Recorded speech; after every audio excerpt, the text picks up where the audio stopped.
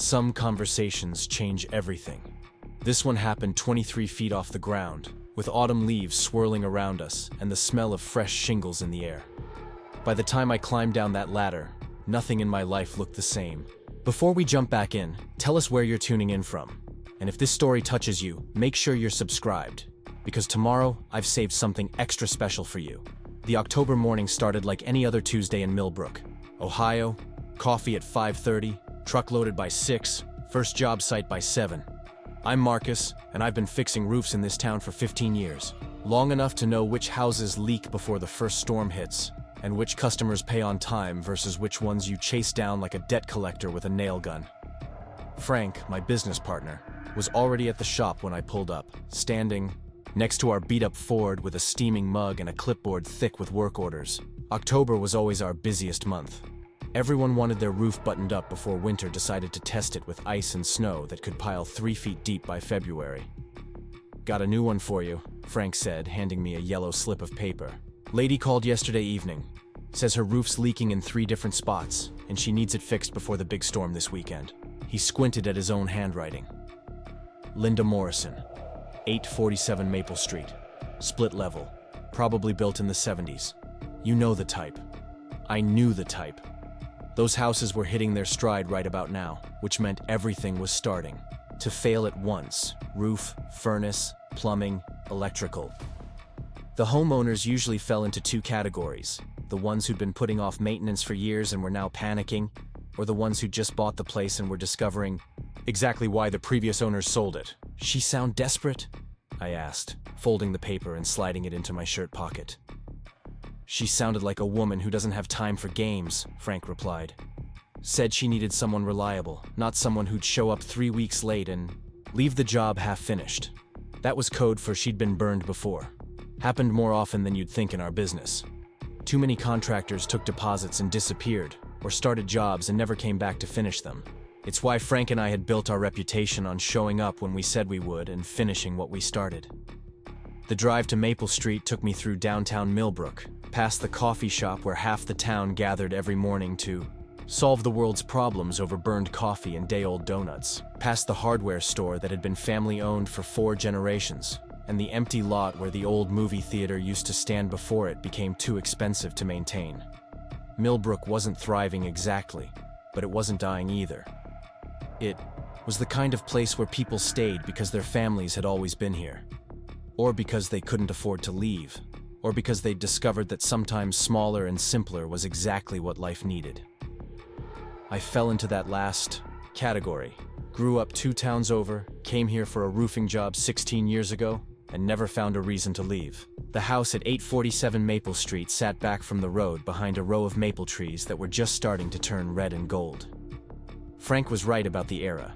Definitely 70s construction, brown brick and wood siding, the kind of split-level design that was popular when gas was cheap and no one thought about energy efficiency. The driveway was cracked concrete with weeds growing through the gaps, and there was a chapter and verse bumper sticker on the mailbox. I parked behind a blue Honda Civic that had seen better years, grabbed my clipboard and measuring tape, and knocked on the front door. Through the glass panel, I could see stacks of cardboard boxes and hear someone moving around inside. The door opened, and there she was. Linda Morrison didn't look like most of my customers. She was maybe 50, with shoulder-length brown hair that had silver threads running through it, wearing jeans and an Ohio State sweatshirt with paint stains on the sleeves.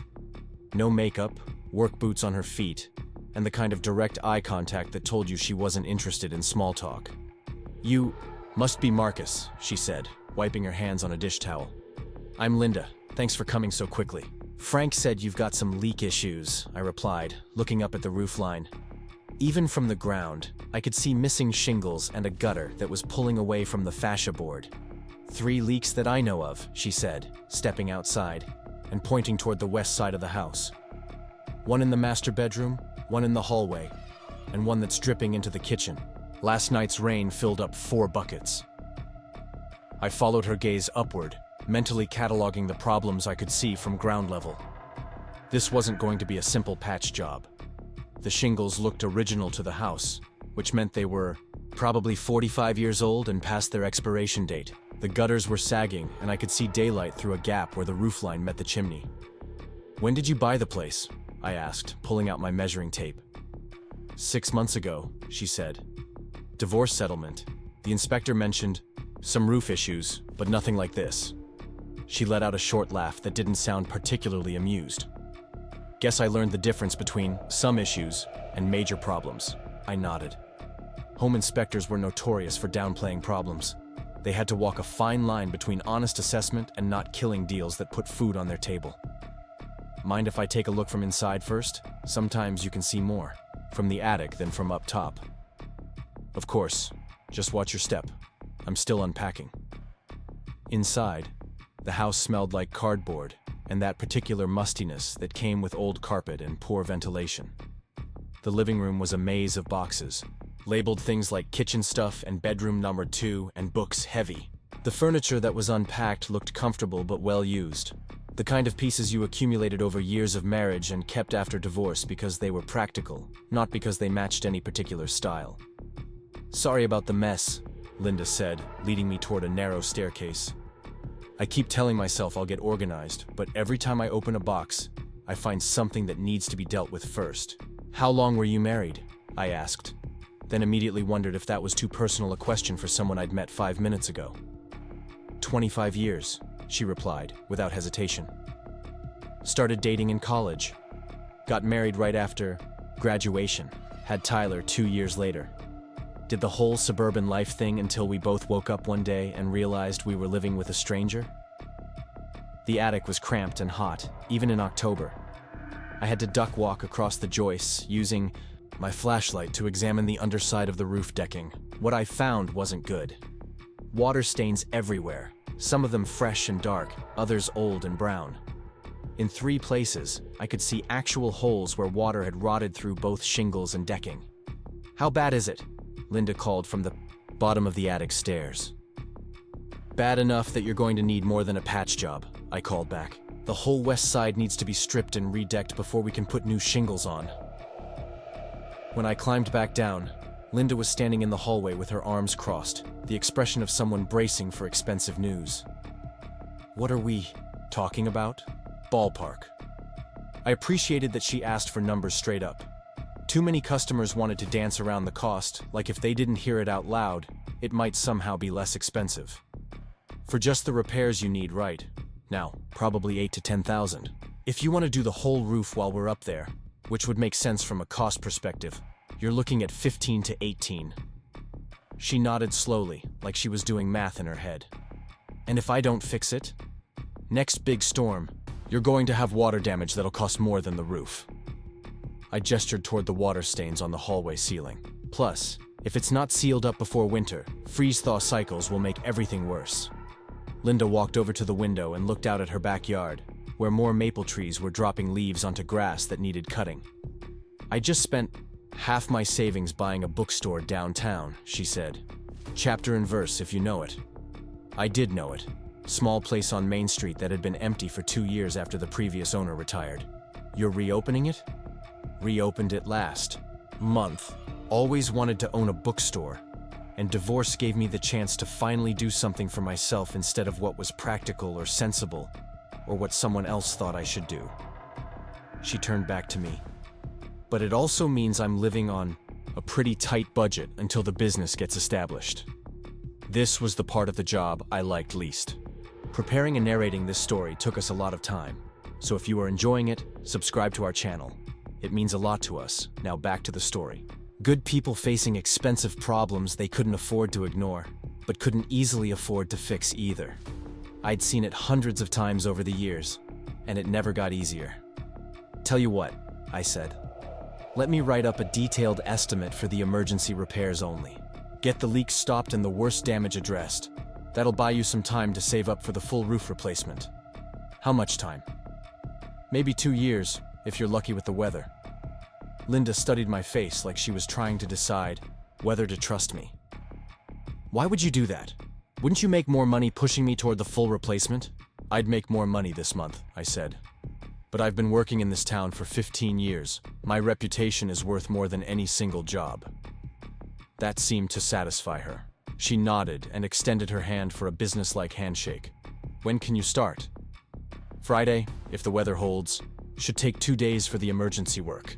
Perfect. I'll have the coffee ready. As I was loading my tools back into the truck, an older Asian woman emerged from the house next door. She moved slowly but deliberately across her yard, clearly intending to intercept me before I left. "You're here about Linda's roof?" she asked without preamble. "Yes, ma'am. Marcus Webb and Associates Roofing." "Mrs. Chen," she replied, "I've lived here 42 years. Watched 3 families come and go in that house. The roof's been a problem since the Hendersons lived there in the 90s. I waited. In my experience, longtime neighbors usually had useful information if you were patient enough to let them share it. Linda's a good woman," Mrs. Chen continued. "Divorced, trying to start over, doesn't have family money to fall back on. Her son, Tyler, helps when he can, but he's just out of college, working freelance graphic design, barely making rent himself. I'll take good care of her," I said. Mrs. Chen studied me with sharp eyes. "You married?" The question caught me off guard. "No, ma'am." "Why not?" I almost laughed. "Never found the right person, I guess." She glanced back toward Linda's house, then at me again. "Linda doesn't date. Too busy with the bookstore and fixing up the house. But she's lonely. Anyone can see that." I wasn't sure how to respond to that, so I didn't try. Instead, I thanked Mrs. Chen for the information and climbed into my truck. But as I drove back through downtown, I found myself thinking about Linda Morrison in ways that had nothing to do with roof repairs. The next morning brought the kind of crisp October weather that made you remember why autumn in Ohio was worth the months of winter that followed. Clear sky, temperature in the 50s, perfect conditions for roofing. Frank and I loaded the truck with emergency supplies, tarps, roofing cement, a dozen sheets of plywood, and enough shingles to patch the worst spots. "You sure about the pricing on this one?" Frank asked as we drove toward Maple Street. "Emergency repairs for $8,000. Seems light. She's opening a bookstore," I said. "Just got divorced. House is falling apart around her." Frank was quiet for a minute. We'd been partners long enough that he could read between my lines. "You like her?" It wasn't really a question, but I answered anyway. "I respect her." "There's a difference." "Is there?" Before I could answer, we pulled into Linda's driveway. She was already outside, wearing the same work boots as yesterday but with a different sweatshirt, this one advertising a Literacy Foundation 5K run. Her hair was pulled back in a ponytail, and she was carrying 2 travel mugs. "Thought you might want coffee before you climb up there," she said, handing us each a mug. "It's good coffee, not the stuff they serve at the daily grind." Frank accepted his mug with a grateful nod, but I noticed he was watching Linda and me with the same expression he got when he was calculating square footage, reading the situation, measuring the angles. The coffee was good. Rich and smooth, with none of the bitterness that came from sitting on a hot plate for 3 hours. "Where'd you get it?" I asked. "I order it online from a place in Seattle. One of the few luxuries I kept after the divorce." Linda smiled. "Dave used to say it was a waste of money, that coffee was coffee. But I figure if you're going to drink it every day, it might as well be coffee that makes you happy." Frank caught my eye over his mug and raised his eyebrows slightly. I ignored him. We spent the morning on the roof, stripping damaged shingles, and replacing the worst sections of decking. The work was straightforward but tedious, requiring careful measurements and precise cuts to ensure everything lined up properly. Linda checked on us every hour or so, bringing fresh coffee and asking intelligent questions about the repair process. "How do you know which parts need to be replaced?" she asked during our lunch break, looking up at the section we'd been working on. "Experience mostly," I said. "After 15 years, you develop an eye for it, but the real test is the moisture meter." I showed her the device that measured water content in wood. Anything over 19% moisture is compromised. "What's this reading?" She pointed to a section we hadn't reached yet.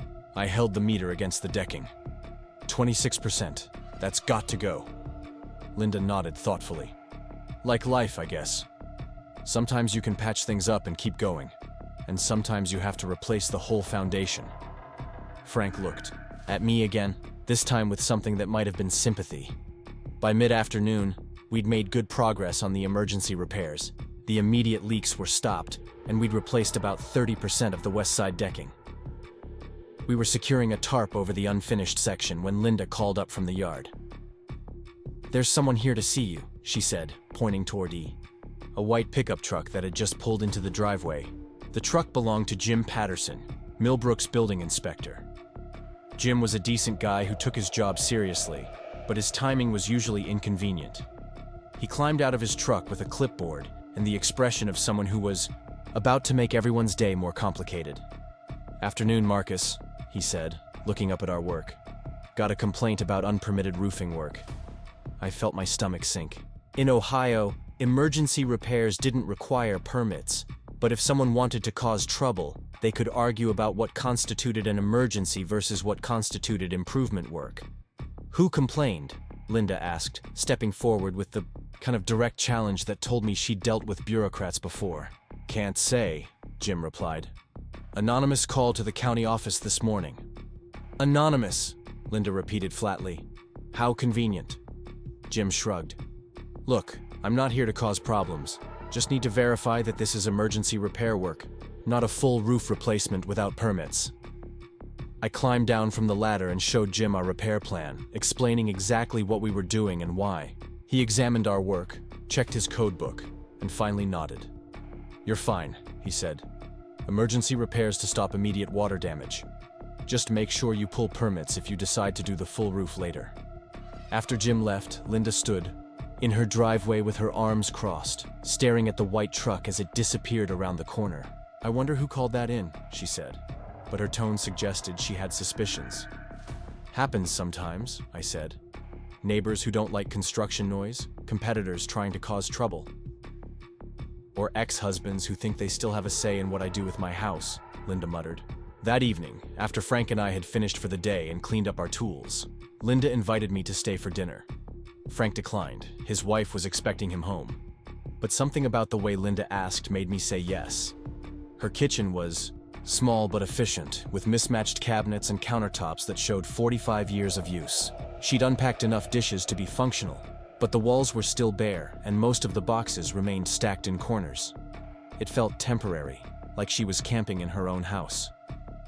"I hope you like pasta," she said, pulling ingredients from the refrigerator. "It's about the only thing I can make without consulting a recipe. Pasta's perfect." I sat at her kitchen table, a small round oak piece that was probably the nicest furniture in the room, and watched her work.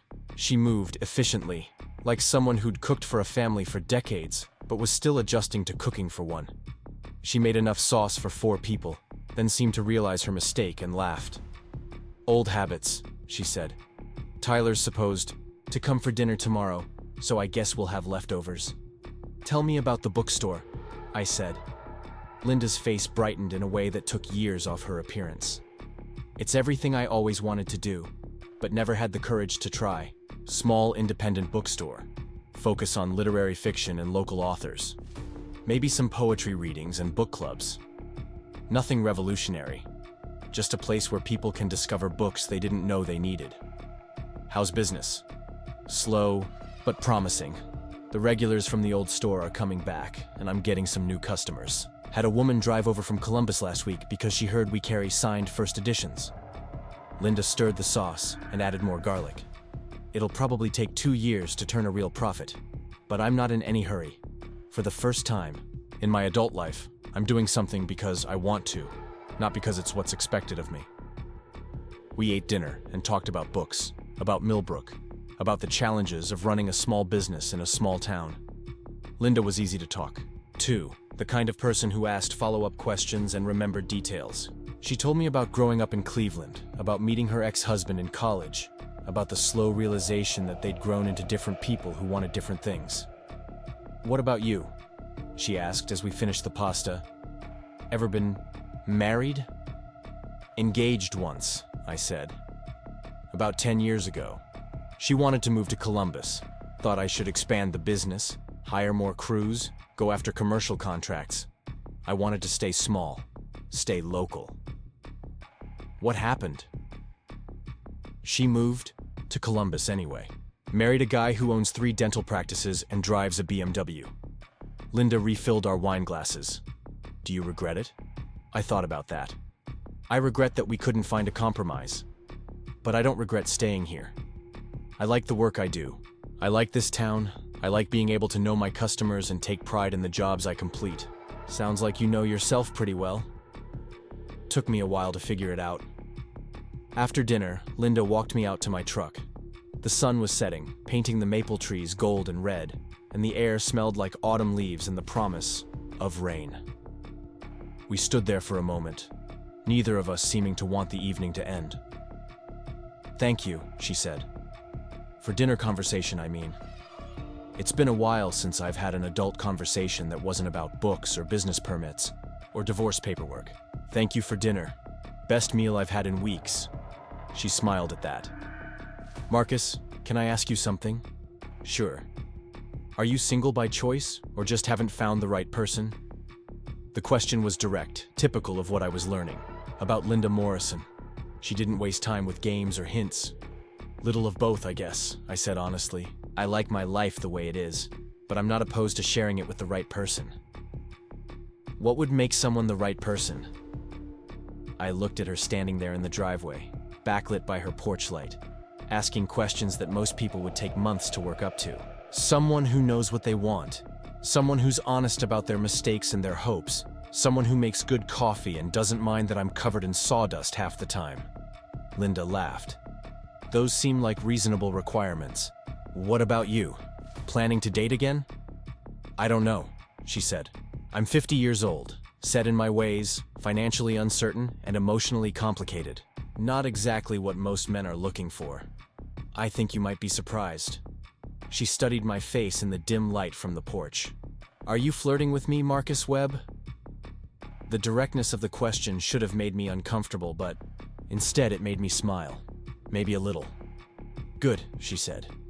I was starting to think I'd lost my ability to recognize it. I drove home that night thinking about Linda Morrison and her direct questions and her good coffee and the way she'd looked standing in her driveway asking if I was flirting with her. By the time I pulled into my own driveway, I'd admitted to myself what Frank had figured out that morning. I liked her. More than liked her. The question was what I was going to do about it. The next morning dawned gray and threatening, with the kind of low-hanging clouds that promised rain before noon. I was loading supplies into the truck when my phone buzzed with a text from Linda. "Weather looks questionable. Should we postpone?" I typed back, "We can work until it starts. Need to get more of that decking replaced before the weekend storm." Frank showed up with coffee and donuts from the daily grind, along with his usual collection of small-town gossip. "Heard Jim Patterson was out at your job yesterday," he said, biting into a glazed donut that left sugar on his beard. "Word around town is someone's trying to cause trouble for the new bookstore lady." "What kind of trouble?" "The kind that comes from having an ex-husband who works in insurance and knows which buttons to push with county officials." Frank wiped his hands on a shop rag. "Dave Morrison's been telling anyone who'll listen that Linda's in over her. Head with that bookstore, can't afford to maintain the house properly. Shouldn't be taking on projects she can't handle." I felt a familiar knot forming in my stomach. In small towns, reputation was everything, and whisper campaigns could kill businesses before they had a chance to establish themselves. He's actively trying to sabotage her? Seems like it. Makes you wonder what kind of marriage they had that he's still this invested in making her fail. We drove to Maple Street in thoughtful silence. I'd seen bitter divorces before, but most people eventually moved on with their lives instead of spending their energy trying to destroy their ex-spouse's chances at happiness. The fact that Dave Morrison was still actively working against Linda 6 months after their divorce suggested either unusual vindictiveness or some unresolved issue that went deeper than simple failed marriage. Linda met us at the door wearing paint-stained overalls and holding a steaming mug. Her hair was pulled back with what looked like a pencil, and there was a smudge of something that might have been primer on her left cheek. She looked tired, but determined, like someone who'd been up since 5 working on projects that couldn't wait for daylight. "I've been thinking about what you said yesterday," she announced without preamble. "About doing the full roof while you're already up there. What would that look like timeline-wise?" Frank and I exchanged glances. Full roof replacement would take about a week, I said. Weather permitting. But that's a significant jump in cost. I know, but I also know that patch jobs are just delaying the inevitable, and winter's coming whether I'm ready or not. Linda gestured toward the sky, where the clouds were getting darker by the minute. Plus, I talked to Mrs. Chen last night. She said the Hendersons had the same leaking problems for 5 years before they finally gave up and moved to Florida. What changed your mind? Linda's expression shifted, becoming more guarded. Dave stopped by the bookstore yesterday evening. Wanted to check on how I was adjusting to homeownership. Made some comments about how the house was probably too much for me to handle alone, how I should consider selling and finding something more manageable. And that made you want to invest more money in it? That made me want to prove him wrong. Her voice carried an edge I hadn't heard before. Dave spent 25 years telling me what I couldn't do, what I wasn't capable of, what was too ambitious or impractical for someone like me. I'm done living my life to prove his point. Frank nodded approvingly. Good for you. Man's got no business telling his ex-wife how to live. Exactly. So if I'm going to do this roof, I want to do it right. No more emergency patches, no more buckets in the hallway, no more hoping the next storm won't be the one that finally brings the ceiling down. I admired her determination, but I also felt obligated to make sure she understood what she was committing to. Linda, a full roof replacement is going to be expensive, disruptive, and messy. We'll need permits, inspections, probably some additional structural work once we get up there and see what we're dealing with. How expensive? Realistically, probably $20,000 to $25,000, maybe more if we find problems with the underlying structure. Linda was quiet for a long moment, doing mental calculations. That's most of what I have left in savings. You don't have to decide right now, Frank said gently. We can finish. The emergency repairs, get you through winter, and you can save up for the full replacement next year. No. Linda's voice was firm. If I wait, I'll find reasons to keep waiting. I'll talk myself out of it. Or Dave will convince me I'm being irresponsible. Or some other crisis will come up that takes priority. She looked up at the threatening sky. I want to do it now, while I still have the courage. That's when I knew I was in trouble. Not financial trouble or professional trouble, but the kind of personal trouble that comes from watching someone you're starting to care about make a decision that's equal parts brave and reckless. Linda Morrison was the kind of woman who jumped off cliffs and figured out how to fly on the way down, and everything about that both attracted and terrified me. All right, I said. Let's pull permits and do this thing properly. The first drops of rain started falling as we were measuring the existing roof structure. Not heavy rain, just enough to make the shingles slippery and remind us that we were racing against weather that didn't care about our timeline. We managed to get precise measurements of the entire roof before the rain intensified enough to drive us down. Linda invited us inside for coffee while the storm passed.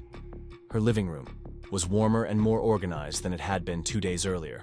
She'd unpacked most of the boxes and arranged furniture in a way that suggested permanence rather than temporary camping. Books were everywhere, not just in boxes but stacked on tables and windowsills, creating the kind of comfortable clutter that comes from someone who actually reads rather than just collecting volumes for decoration.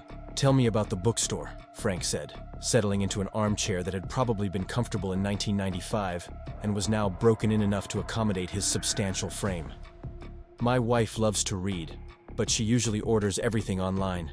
Linda's face lit up the way it had the night before when I'd asked the same question. That's exactly who I'm trying to reach. People who love books but have gotten out of the habit of browsing, of discovering something unexpected. She gestured toward a stack of novels on the coffee table. Online algorithms show you books similar to what you've already bought. Bookstores show you books you didn't know existed. Like what? Like this. Linda picked up a slim volume with a blue cover. Local author, published by a small press in Cincinnati. Beautiful stories about growing up in rural Ohio, but you'd never find it online unless you specifically searched for it. I've sold 6 copies this week just by keeping it near the register and mentioning it to customers. Frank examined the book, flipping through pages with genuine interest. Sarah might like this. She grew up on a farm outside Toledo. I'll set one aside for her. Watching Linda talk about books was like watching an artist discuss their medium. She knew not just the stories, but the authors' backgrounds, the publishing histories, the connections between seemingly unrelated works.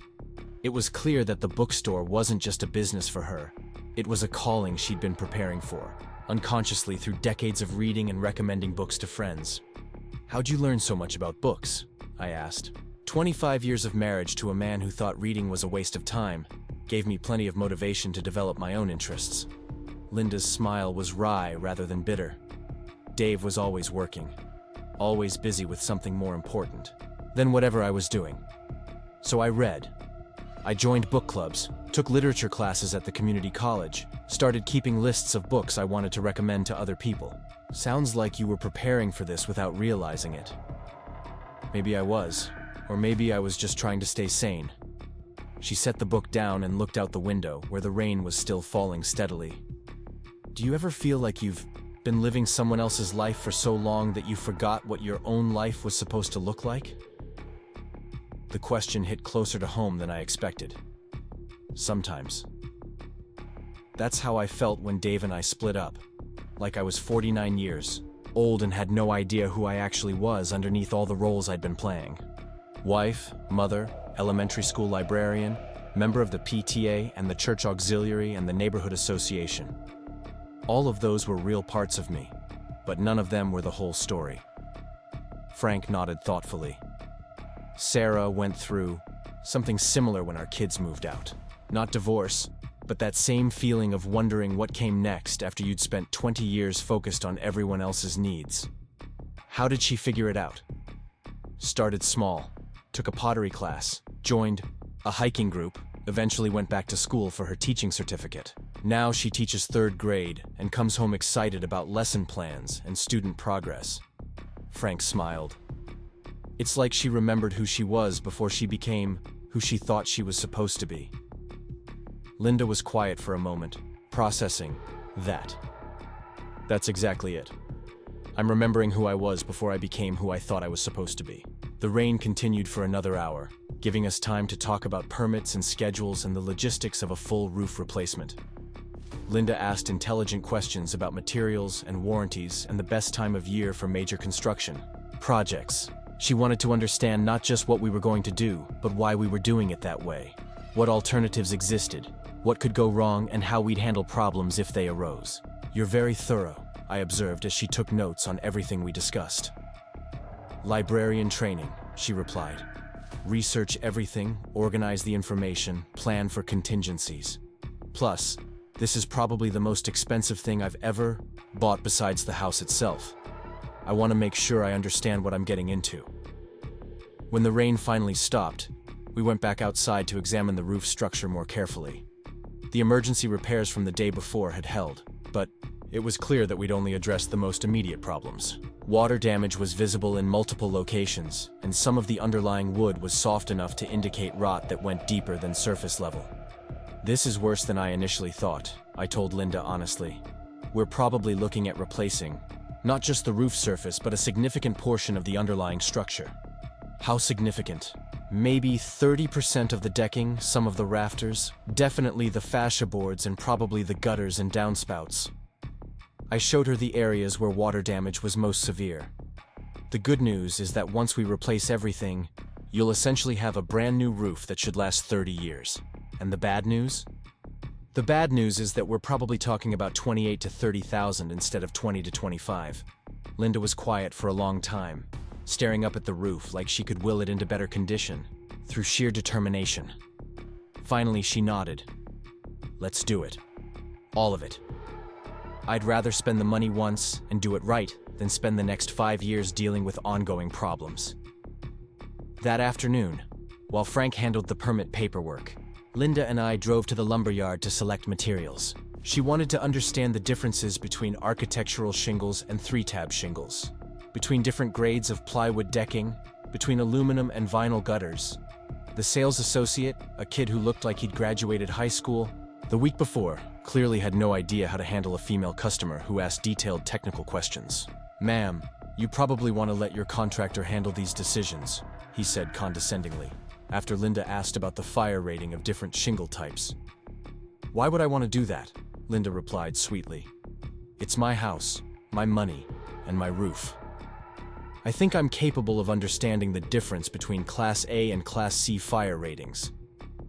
The kid looked at me like I was supposed to rescue him from the difficult customer. Instead, I handed Linda the specification sheets for 3 different shingle types and let her compare them herself. She chose architectural shingles in a color called weathered cedar that would complement the existing brick and siding. Good choice, I said as we loaded material samples into my truck. Those'll look great with your house.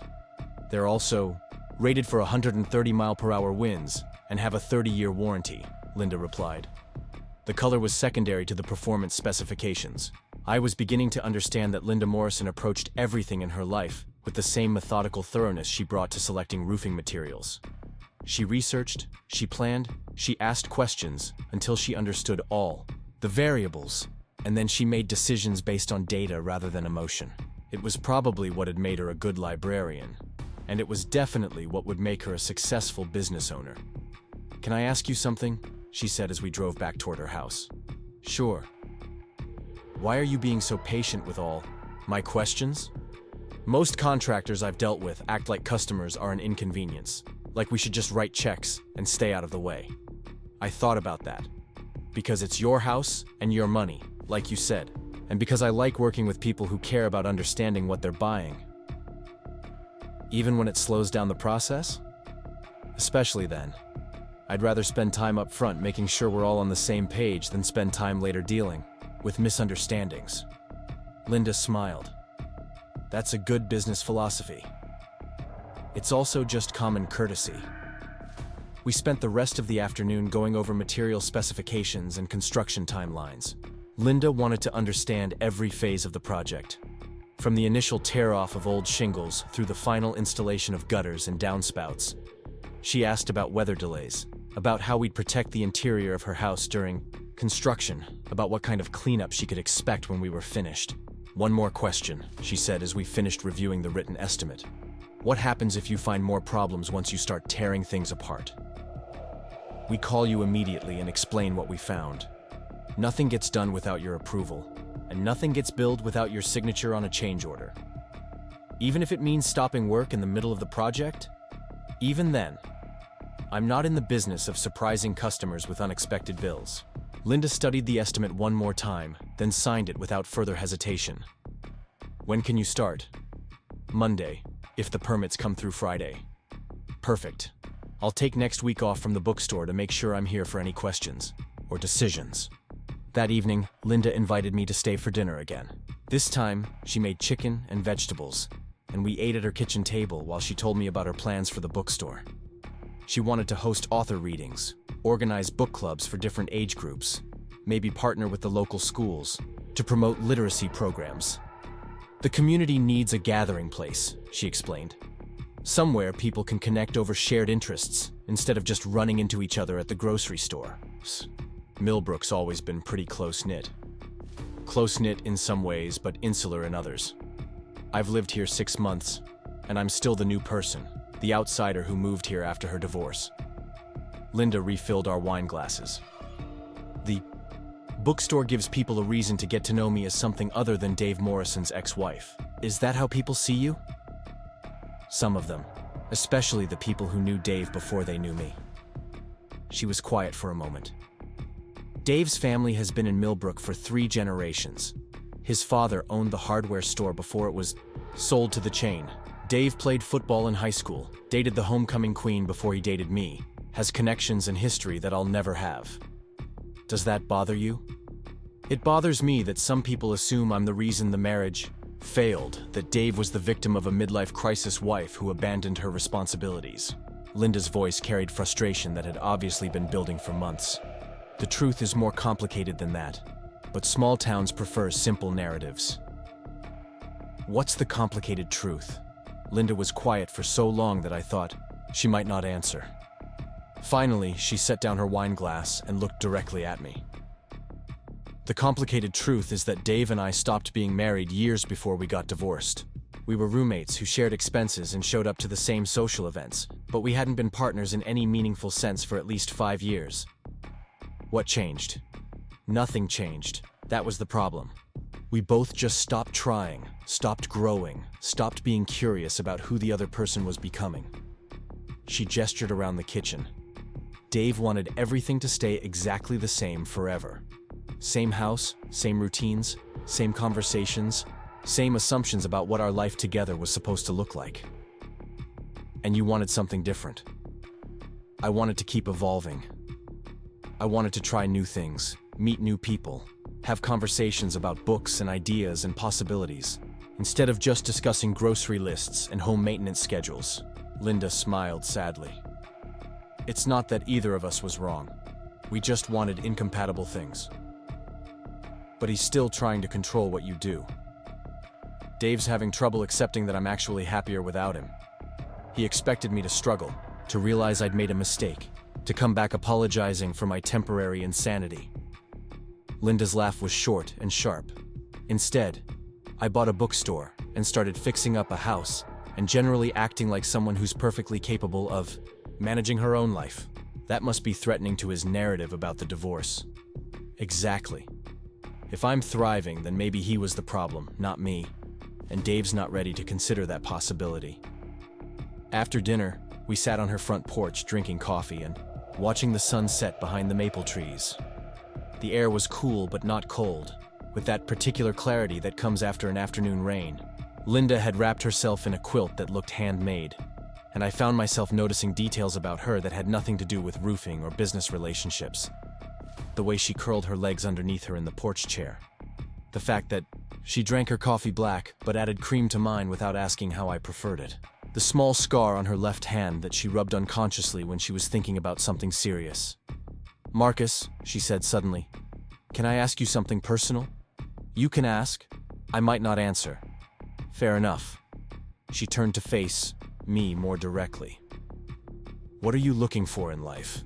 Not just professionally, but personally. What would make you happy?" The question caught me off guard, partly because it was so direct and partly because I wasn't sure I knew the answer. "I don't think about it much," I said honestly. "Why not?" "Because I've been happy enough with things the way they are. Good work, financial security, freedom to make my own choices. It seemed like enough. But not anymore." I looked at Linda, sitting there in her quilt, asking questions that most people would consider too personal for someone she'd known less than a week. Everything about her was direct and honest, and a little bit dangerous to my carefully organized life. "I'm starting to think maybe I've been confusing contentment with happiness," I said finally. "What's the difference? Contentment is being satisfied with what you have. Happiness is looking forward to what comes next." Linda smiled. "And what do you think comes next?" "I don't know. But for the first time in years, I'm curious to find out." We talked until nearly 10 o'clock, covering topics that ranged from travel destinations we'd always wanted to visit to books that had changed how we thought about the world. Linda was well-read in a way that made conversation feel like an adventure, always ready with a reference or an insight that connected seemingly unrelated ideas. "I should probably head home," I said reluctantly, as the conversation began to wind down.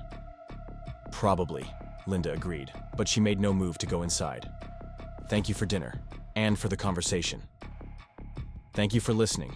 It's been a while, since I've had someone to talk to who didn't have opinions about what I should or shouldn't be doing with my life." As I stood to leave, Linda rose from her chair and stepped closer. For a moment, we stood there in the porch light, close enough that I could smell her shampoo and see the flecks of gold in her brown eyes. "Marcus," she said softly, "I hope you know that I'm not looking for someone to fix my problems or rescue me from my circumstances. I know. But I also hope you know that I'm attracted to you, and that it's not just because you're the first decent man I've met since my divorce." The honesty of it took my breath away. "Linda, I'm 50 years old," she continued before I could finish whatever I'd been planning to say. "I don't have time for games or pretense or wondering if someone's interested. If you're attracted to me too, I'd like to know. If you're not, I'd also like to know that."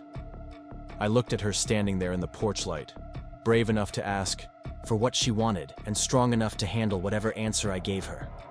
Everything about the moment felt like standing at the edge of something that would change everything, and I realized I was tired of living a life where nothing ever changed. "I'm attracted to you too," I said, "and it scares the hell out of me." Linda smiled. "Good, the best things usually do." Then she kissed me, soft and sure and without apology. And I understood that my carefully ordered life was about to become much more complicated and infinitely more interesting. Monday morning brought perfect construction weather, and Linda's son Tyler, who showed up unannounced just as Frank and I were unloading equipment from the truck. He was maybe 26, tall and lean like his mother, with the kind of carefully styled hair and designer jeans that suggested he spent more money on his appearance than most people in Millbrook spent on their cars. "Mom didn't mention she was having the entire roof replaced," he said by way of introduction, looking up at our scaffolding with obvious skepticism. "Tyler, this is Marcus," Linda said, emerging from the house with coffee and what looked like homemade muffins. "Marcus, this is my son Tyler. He drove down from Columbus to help me move some furniture before the construction starts." Tyler shook, my hand with the grip of someone who'd read articles about the importance of firm handshakes, but hadn't quite figured out the execution. "How much is this costing her?" The directness of the question would have been rude coming from anyone else, but from Linda's son it felt like legitimate concern. "That's between your mother and me," I replied evenly. "Tyler," Linda's voice carried, a warning tone. "Marcus is doing excellent work at a fair price, and it's my money and my house." "I know, Mom. I just want to make sure you're not being taken advantage of." Tyler glanced between Linda and me, obviously picking up on some dynamic he couldn't quite identify. "You've been through a lot of changes lately. Sometimes contractors target people in transition, knowing they're vulnerable to high-pressure sales tactics." Frank, who'd been quietly observing this family drama while organizing tools, finally spoke up. "Son, your mother spent 3 days researching materials and asking more technical questions than most contractors get in a month. If anyone's being thorough here, it's her." "I appreciate your concern," Linda added, "but I'm perfectly capable of making my own financial decisions. I've been doing it successfully for 6 months now." Tyler had the good grace to look slightly embarrassed. "Sorry, I know you can handle your own business. It's just that Dad mentioned you were having some expensive work done, and I wanted to make sure everything was legitimate." Linda's expression shifted from patient to something considerably less warm. "Your father mentioned my roof repairs? He said you were probably in over your head with house maintenance, that maybe you should consider selling and finding something more manageable." Tyler seemed to realize he'd stepped into dangerous territory. "I told him that was your decision to make, but he asked me to check on you." "Dave asked you to spy on me?" "Not spy, exactly. Just make sure you were okay." The tension in the air was thick enough to cut with a utility knife. Linda set down her coffee mug with the careful precision of someone trying very hard not to lose her temper. "Tyler, I love you, and I'm always happy to see you. But I need you to understand that your father no longer has any right to information about my finances, my business decisions, or my personal life. And I need you to stop being his messenger." "Mom, I'm not taking sides." "Yes, you are. Every time you report back to him about what I'm doing, you're taking his side. Every time you question my judgment or suggest I might be making mistakes, you're validating his belief that I'm incapable of managing my own life." Tyler looked genuinely distressed. "I don't think you're incapable. I just worry about you." "Then worry about me to me, not to your father." Frank and I had been trying to give them privacy by focusing very intently on unloading shingles, but it was impossible not to overhear. The conversation revealed layers of family dynamics that went far beyond a simple divorce. Dave Morrison wasn't just making Linda's life difficult. He was using their son as an information source and a vehicle for his continued attempts to control her choices. "Look," Tyler said, running his hands through his expensively styled hair. "I didn't come here to cause problems. I came because I thought you might need help moving heavy furniture before the roof work started." Linda's expression softened slightly. "I do need help with that, and I'm glad you're here.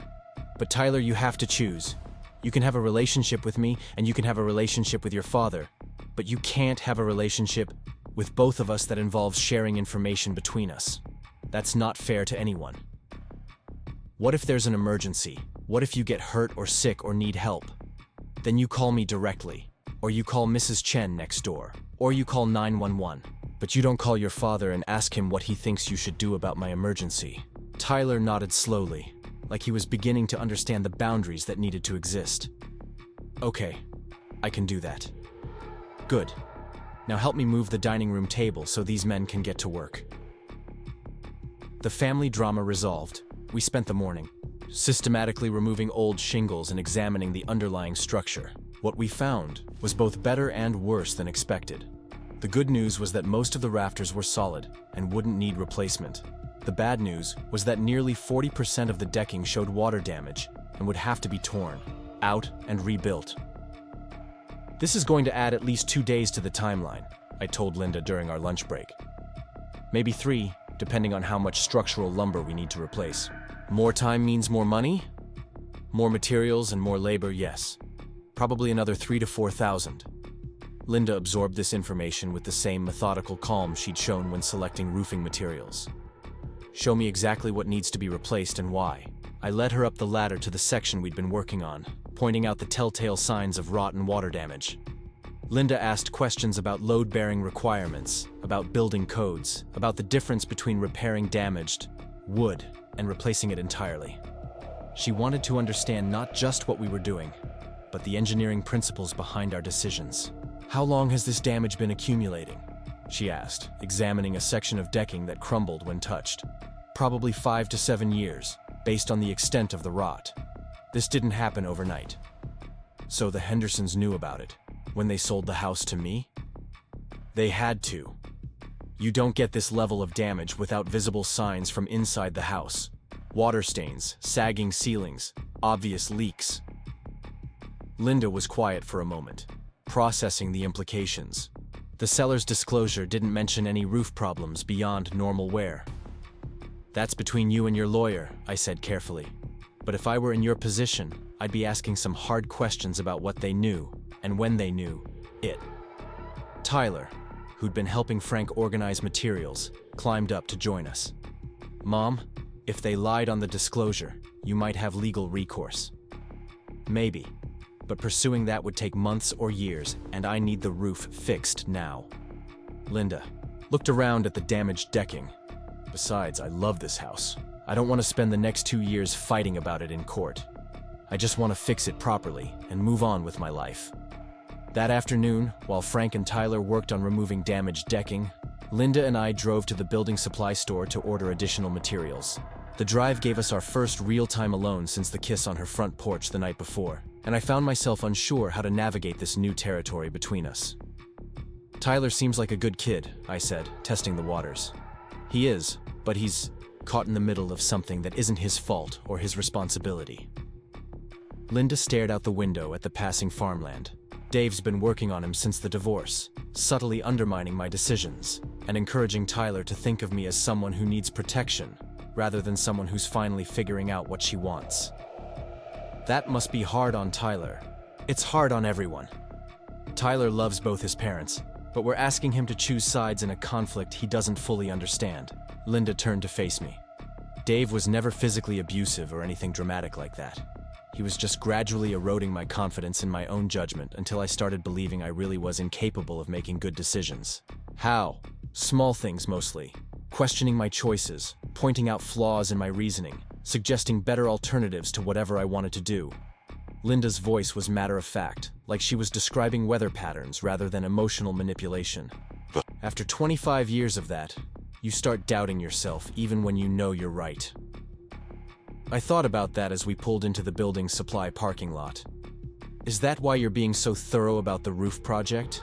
To prove to yourself that you can make good decisions? Partly, but also because I genuinely want to understand what I'm buying. Linda smiled.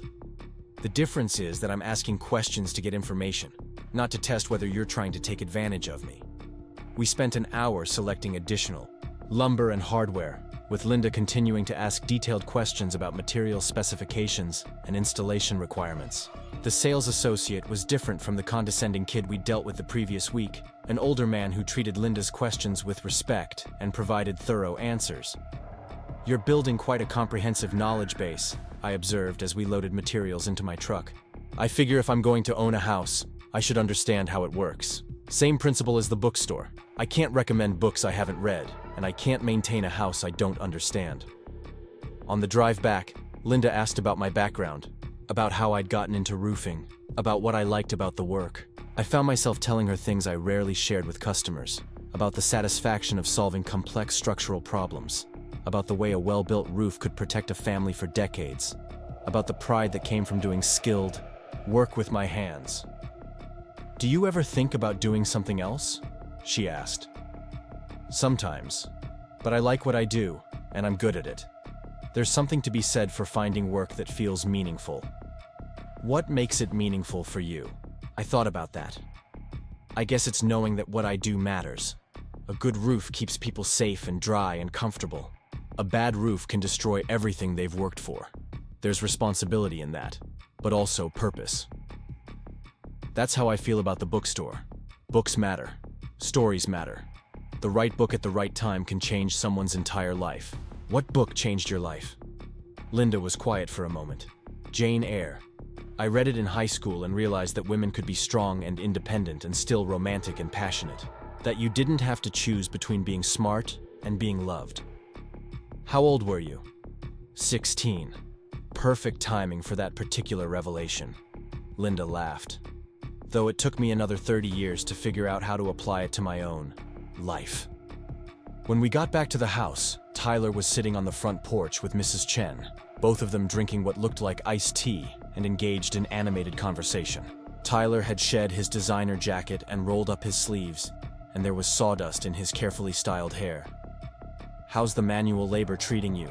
Linda asked, settling into a porch chair. "Better than I expected. Frank's been teaching me about load-bearing structures and proper demolition techniques." Tyler grinned. "Did you know that most people try to remove old roofing materials in completely the wrong order?" "I did not know that." "Frank says I have good instincts for construction work. Maybe I should consider a career change." Mrs. Chen snorted. "Young man, you've been here 4 hours. Don't quit your day job just yet." "What is your day job?" I asked. "Graphic design, mostly for small businesses and non-profit organizations. It's creative work, but it's also a lot of sitting at a computer trying to make other people's visions look professional." Tyler gestured toward the partially demolished roof. "This is more satisfying. You can see immediate results." Linda exchanged glances with me. "Be careful, or you'll start sounding like someone who's discovered the joy of working with your hands." "Maybe I have. Is that a bad thing?" "Not at all. But don't romanticize it. Construction work is hard on your body. The pay can be unpredictable, and you're always at the mercy of weather and economic conditions." Frank, who'd been listening from the driveway where he was cleaning tools, looked up. "On the other hand, no one can outsource roofing to another country, and people will always need shelter. There's security in essential work." "Frank's been trying to talk me into expanding the business," I added. "Taking on bigger commercial projects, hiring more crews." "Why haven't you?" "Because I like the scale we're working at now. I know all our customers. I can personally oversee every job, and I can maintain quality control without having to manage a dozen different crews." Linda nodded approvingly. "There's something to be said for staying human-sized." "Exactly. Growth for the sake of growth isn't always improvement." Tyler listened to this conversation with obvious interest. That's the opposite of what they taught us in business school. Every company is supposed to be constantly expanding market share and increasing revenue.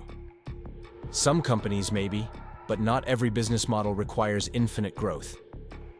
Linda gestured toward her house, where Frank was securing tarps over the exposed roof sections.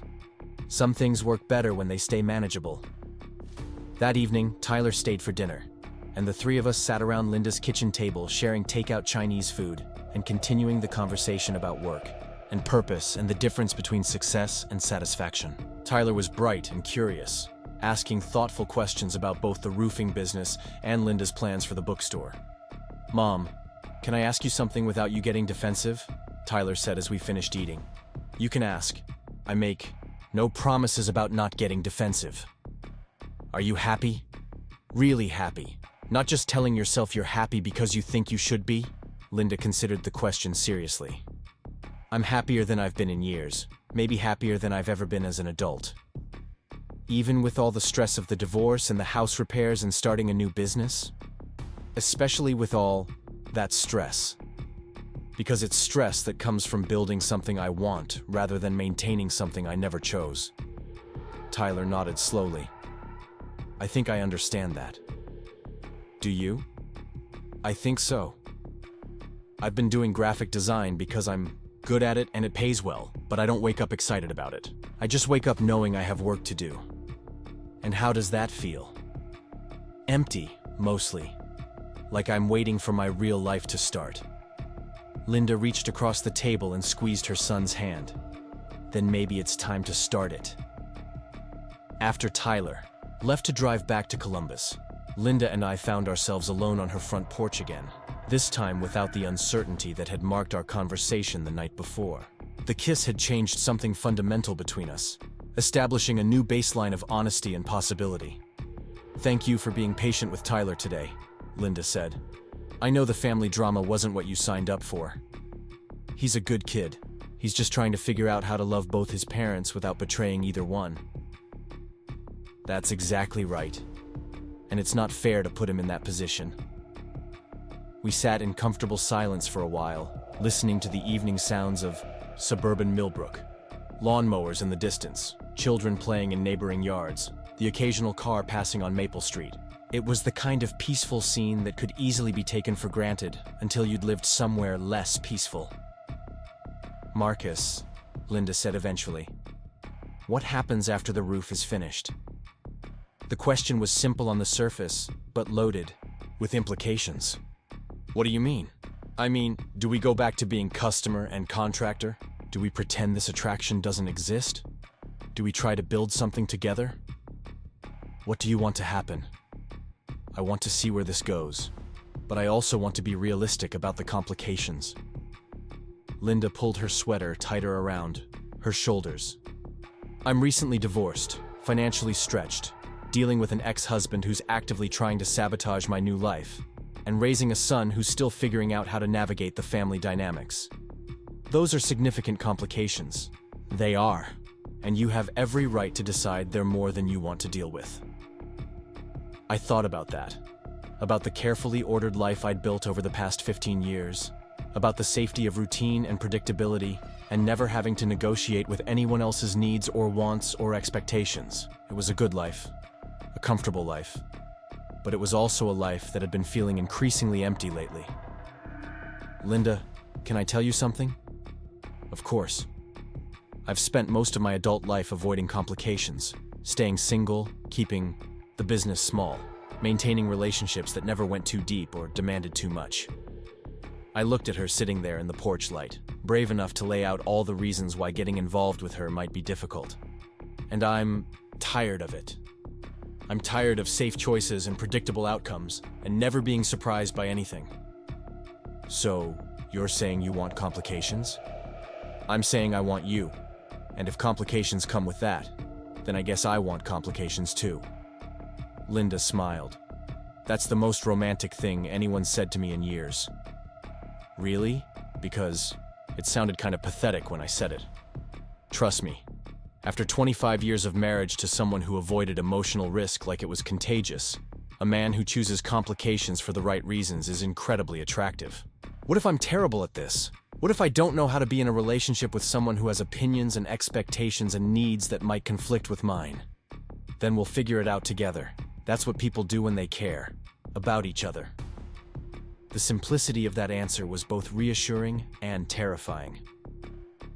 Linda Morrison approached relationships the same way she approached roofing materials, with research, thoughtful questions, and a willingness to commit once she understood what she was getting into. Okay, I said. Let's figure it out together. Okay, she agreed, and kissed me again. Longer this time, with the confidence of someone who decided to stop asking permission for what she wanted. The next morning brought Dave Morrison to Linda's.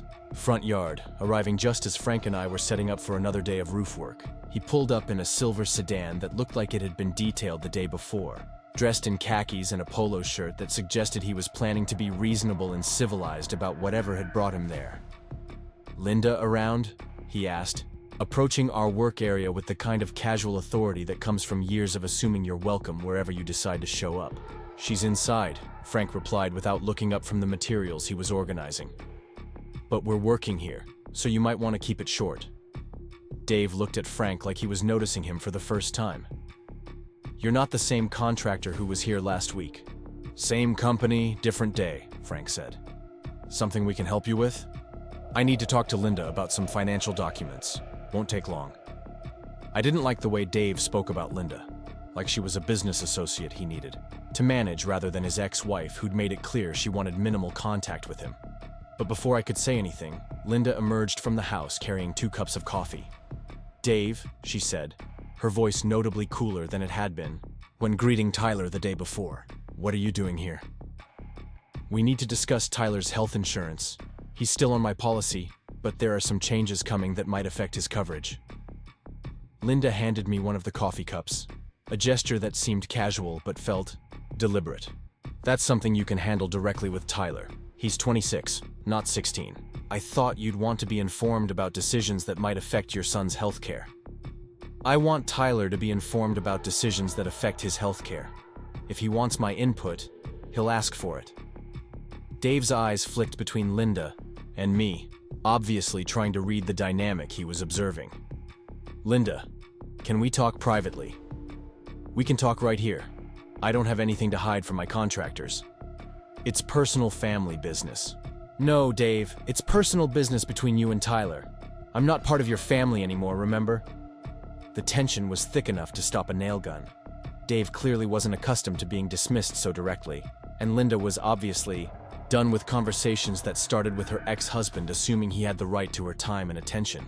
"Fine," Dave said finally. "But Linda, you should know that Tyler's concerned about some of the financial decisions you've been making lately. The roof, the bookstore, all these expensive commitments when you're supposed to be starting over. Tyler and I had that conversation yesterday. We worked it out." "Did you?" "Because he called me last night worried about whether you're being realistic about your budget." Linda's expression shifted from patient to something considerably less friendly. "What exactly did Tyler tell you?" "He said you're spending $30,000 on roof repairs, that you're probably going to exhaust your savings, that maybe you should consider selling the house and finding something more manageable." I felt Frank tense beside me. We both knew exactly how much the roof was costing, and we both knew that Tyler had learned that information by asking direct questions during yesterday's work. The fact that Dave knew the specific amount meant Tyler had shared detailed information, despite yesterday's conversation about boundaries. "I see," Linda said, her voice very quiet and very controlled. "And what did you tell him?" "I told him that you're an adult and can make your own decisions. But I also told him that I'm concerned about you taking on financial obligations you might not be able to sustain. Dave, I need you to leave, now." "Linda, I'm just trying to..." "I know exactly what you're trying to do, and I need you to stop. I need you to stop using our son as a source of information about my life. I need you to stop offering opinions about decisions that don't concern you. And I need you to stop showing up at my house uninvited." Dave looked genuinely surprised by the firmness of her response. "I'm Tyler's father. His well-being will always concern me. Tyler's well-being is between Tyler and me. Your access to information about my life ended when our marriage ended. You're being unreasonable. I'm being clear. There's a difference." Dave stood there for another moment, clearly debating whether to escalate the confrontation or retreat. Finally, he chose retreat, but not gracefully. "Fine, but don't expect me to bail you out when these impulsive decisions catch up with you." "I won't." After Dave left, Linda stood in her driveway for a long time, visibly struggling to regain her composure. Frank and I pretended to be very focused on our work, giving her space to process whatever emotions were churning through the encounter with her ex-husband. "I'm sorry you had to witness that," she said finally. "Nothing to apologize for," Frank replied. "Man's got boundary issues. That's one way to put it." Linda rubbed her temples like she was fighting a headache.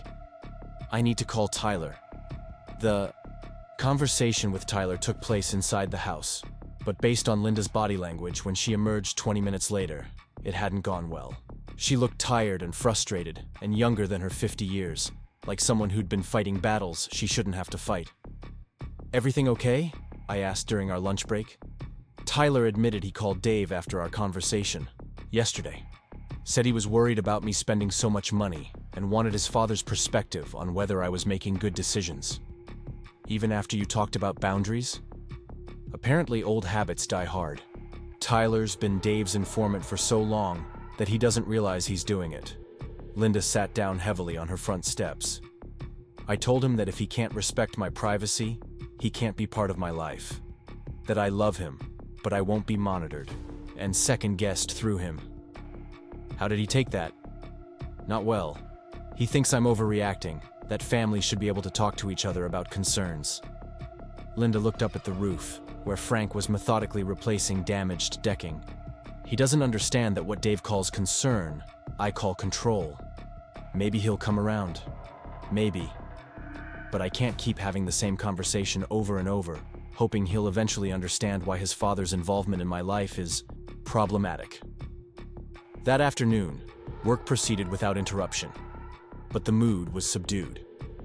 Linda remained inside for most of the day, occasionally bringing us water or checking on our progress, but without her usual curiosity about construction details. The confrontation with Dave had clearly shaken her more than she wanted to admit. "She's tougher than she looks," Frank observed as we packed up tools for the day. "She is, but she shouldn't have to be. Divorce brings out the worst in some people. Seen it before." I nodded, thinking about the way Dave had spoken about Linda, like she was a problem to be managed rather than a person to be respected. "Frank, what would you do if someone kept showing up at your house uninvited, questioning your decisions?" "Probably the same thing she's doing. Set boundaries and enforce them." Frank loaded the last of the tools into the truck. "But I'm a 6'3" man with a bad temper. Easier for me to enforce boundaries than it is for a woman dealing with an ex-husband who thinks he still has rights to her life." That evening, Linda and I sat on her front porch again, but the easy intimacy of the previous nights had been replaced by something more guarded. She seemed to be retreating into herself, putting distance between us that hadn't been there before. "Are you having second thoughts?" I asked finally. "About what?" "About us. About getting involved with someone when you're dealing with all this drama." Linda was quiet for a long time. "I'm having second thoughts about whether it's fair to ask you to deal with all this drama. That's my choice to make." "Is it?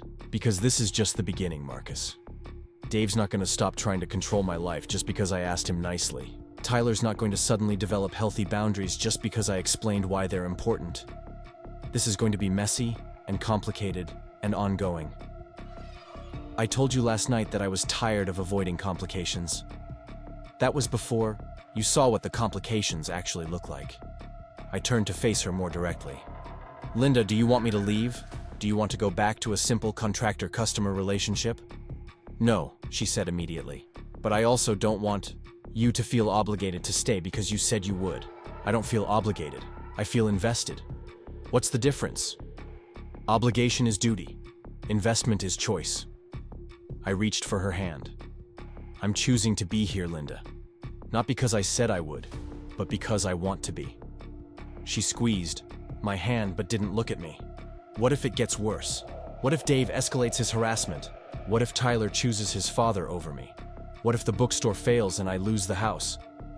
Then we'll deal with whatever happens when it happens." That's not a plan. No, it's faith. Faith that whatever comes up, we'll figure it out together.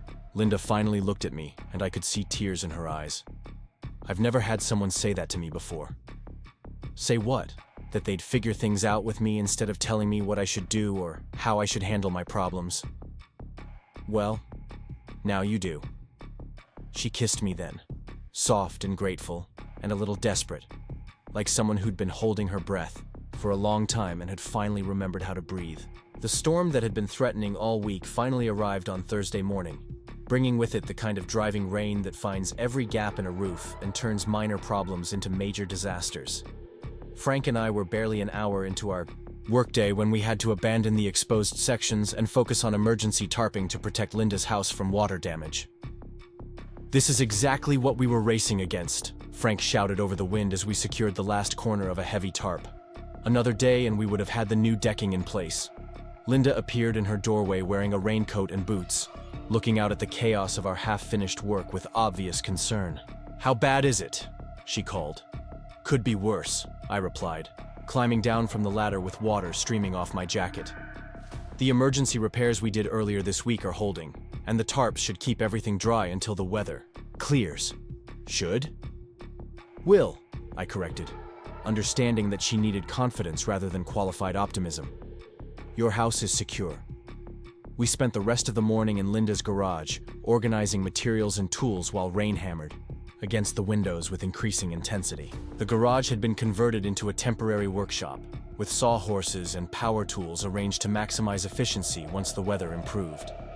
Linda brought us coffee and stayed to watch Frank demonstrate proper technique for cutting compound angles on roof decking. "You've got a good eye for this," Frank told her, as she successfully measured and marked a piece of plywood. "Ever consider a career change?"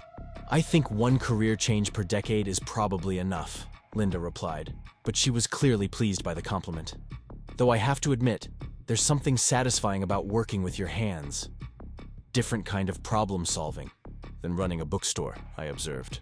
"Actually, it's not that different. Both require attention to detail, planning ahead, and the ability to adjust when things don't go according to plan."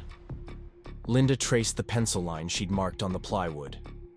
"The main difference is that roof mistakes are more immediately obvious and more expensive to fix," Frank added.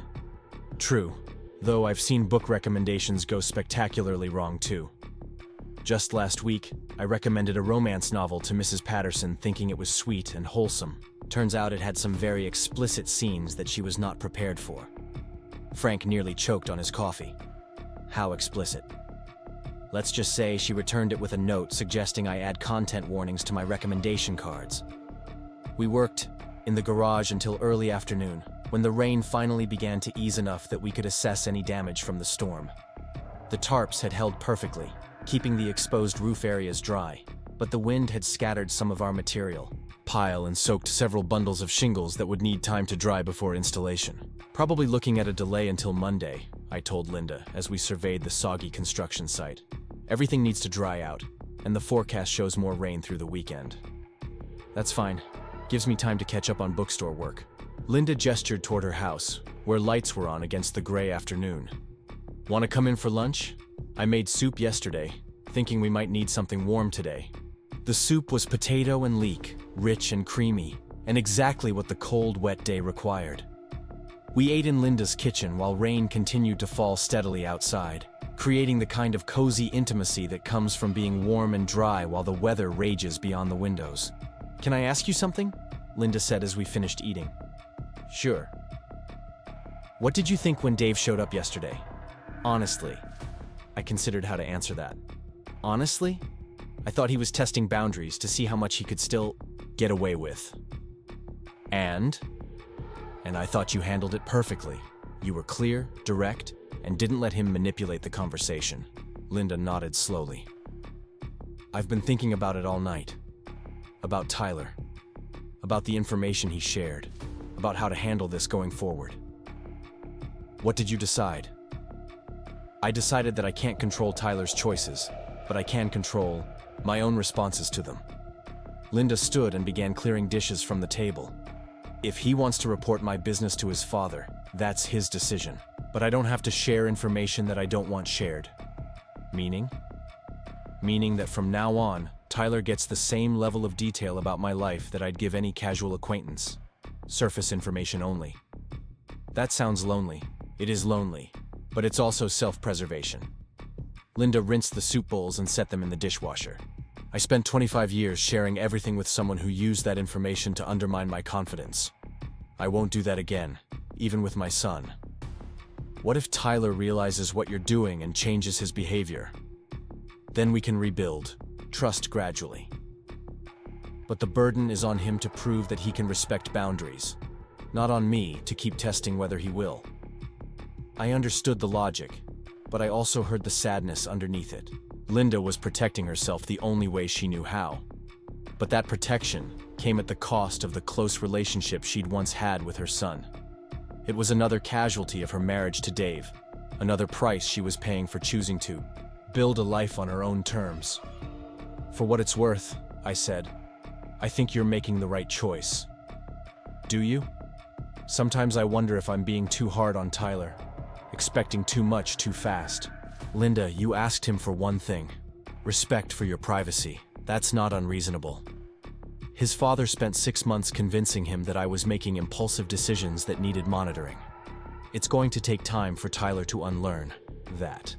Maybe, but in the meantime, you have the right to protect yourself. Linda smiled, but it was the kind of smile that didn't quite reach her eyes.